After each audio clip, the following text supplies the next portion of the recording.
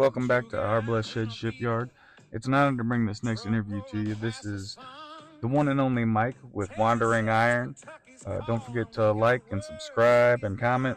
It's an absolute blessing to bring this to you. I know Mike was helping several people on the tour. He helped myself with my CB radio. I know he helped some other guys with their CB radios, and he helped Ray stay on the road.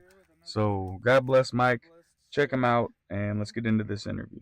And this stems also from Poverty Tour and the Veteran Van Build that we got going on currently, early December 2025. Yeah. And we have with us the one, the only Big Mike. Thank you. The master of logistics and navigation and CB radios. Apparently. And fire. Allegedly. Fire also. Yeah. So, Mike. Yeah. What led you to go to Poverty Tour? I don't know, honestly. I watched Dalton's channel, obviously, on a regular basis, and one of my favorite channels.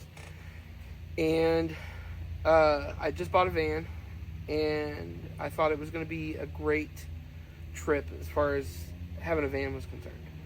All right. It was a bunch of people with old cars, having fun with old cars, and the kind of environment where nobody really would care about what you were driving. Mm-hmm. So if you came in something new, if you came in something old, if you came in junk, if you came in pretty, whatever it was, everybody was just going to ooh and all over your car.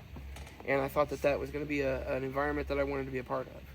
So I kind of made plans. I actually had plans to do a trip at the end of August that got canceled, to go up to Colorado and ride the narrow gauge railroads, which I did do that after Poverty Tour. And you can see that on my channel, Wandering Iron. I'm sure he's going to mention it anyway. So, anyway,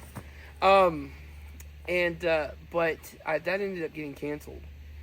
And something in me just said, you have to go on this trip specifically.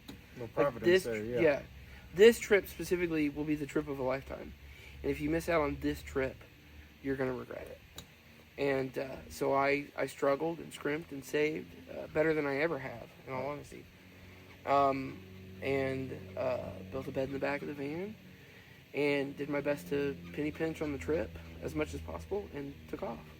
And it was exactly whatever voice was telling me that I needed to go on this trip said it was going to be, which was the trip of a lifetime. And what was your favorite thing about the trip? The camaraderie. That's it. I think that the best example that I have, I put it on Poverty Tour on Facebook. I put it on my Instagram, the.solely.van Instagram, which I do all my van stuff, and I just take pictures and videos of the van and put it up. And but it was the camaraderie that really got me. When Ray's oil pan shattered in pieces, everybody just stayed in place. Nobody left. And it says a lot about the people that are involved when 100 people go, we're not leaving until he leaves. Yeah. And the end of that, when he got it fired up again and everything, there was applause and whistling. I honked the horn. You can hear it in a couple of videos. And it was more along the lines of waiting, like a big family waiting for good news about the arrival of a new baby. In fact, than it was, than it was anything else, And I think that just kind of solidified for me. It was definitely the camaraderie. Nobody gave two cares in the world about whether they wanted the duct tape drags or whether they were going to race at the duct tape drags, and it was awesome. It was just the friendliness and the family environment and the camaraderie was like bar none.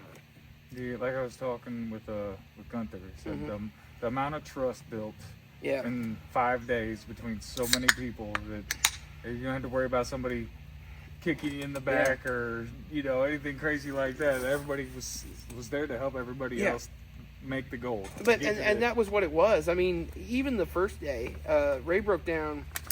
I got hooked up with Ray pretty early on the first day. And Ray broke down in front of me, and it was just Buff, and then Ray, and then me. And I was running behind him, and Buff went off up over a hill, and Ray went to go make the turn to go up over the hill, and just the truck died. And so I just stayed with him until I followed him out of Sapulpa, and we went down a little ways, and he broke down again, and I pulled up beside him. But 3 cars went by, all part of the tour, saw that he was broke down, knew he was a part of the tour, and immediately pulled off to the side of the road to try to help, you know. And that was again, you know, that was everybody. It wasn't a couple of people, it was everybody on the tour had that attitude. And if they saw somebody broke down, we did. I mean, raised oil pan shatters. We get on the road. We go 2 miles down the road. One of our people is broke down. So we pulled in with Ray and asked what we could do, and, you know, tried to help him as much as possible. And then we took off, and Ray broke his oil pan again. So, you know, it was good. So that kind of is going to lead us right into the next part of, now here we are on the Veteran Van Build. And what led you to want to be a part of this? I kind of got voluntold to come up here. All right. So, there was this joke I think that Terry Green made to Chad, and Chad made it, and it somehow got out there on Facebook that, Mike's coming.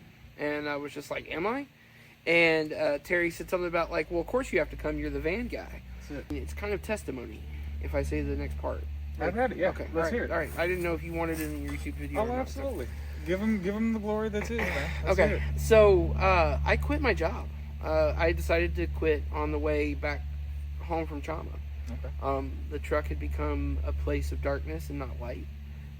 It used to be a place of light, and there's a lot of personal reasons for that. But I didn't know what I was going to do, and I went out to my house to try to start to sell a car or two and try to figure some things out.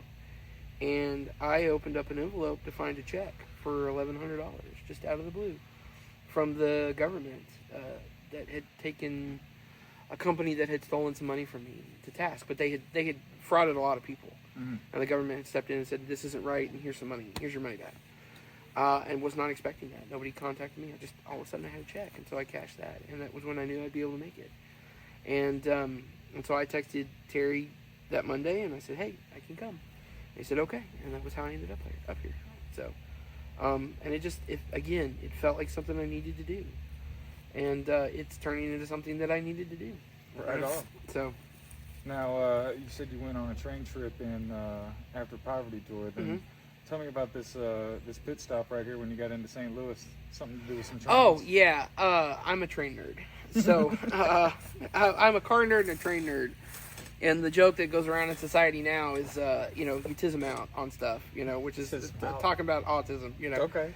And the St. Louis National Museum of Transportation has been a bucket list museum for me that I needed to stop by and check that out. So I left early on Wednesday, came up and went and toured the National Museum of Transportation.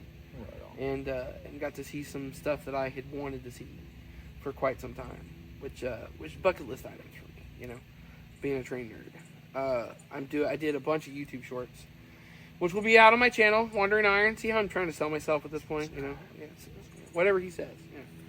And they're gonna go out and just nerding out on trains, basically. Right on. And cars too. There's a couple cars in there that I nerded out on. So, and everything. But that was an absolutely wonderful museum. And I was so glad to get to do it, even though it was 25 degrees outside, and I froze the backside of me off. Yes. Side note: we almost all died the first night. It was 12 degrees. 12 degrees, yes. But we made it. Yeah. We made it. So thankfully, the van has wonderful heat. So I was able to start it and get the van and the interior warmed back up, and just kind of cocoon myself in about 5 blankets to go back to bed the first night. So that worked. Well, Mike. Wandering Iron, YouTube, subscribe. You said there's a Instagram also? There's an Instagram. It's the.sully with a Y. So SULLY. Okay. .van. So the.sully, SULLY .van. All right. And that's public, and anybody can go and check it out. So, right on. Yeah. Well, blessings Pleasure, to have you, sir. brother. Yes, thank you. And I'm sure there'll be many more opportunities for some awesomeness like this. Yeah, I hope so. Appreciate it. And we're out.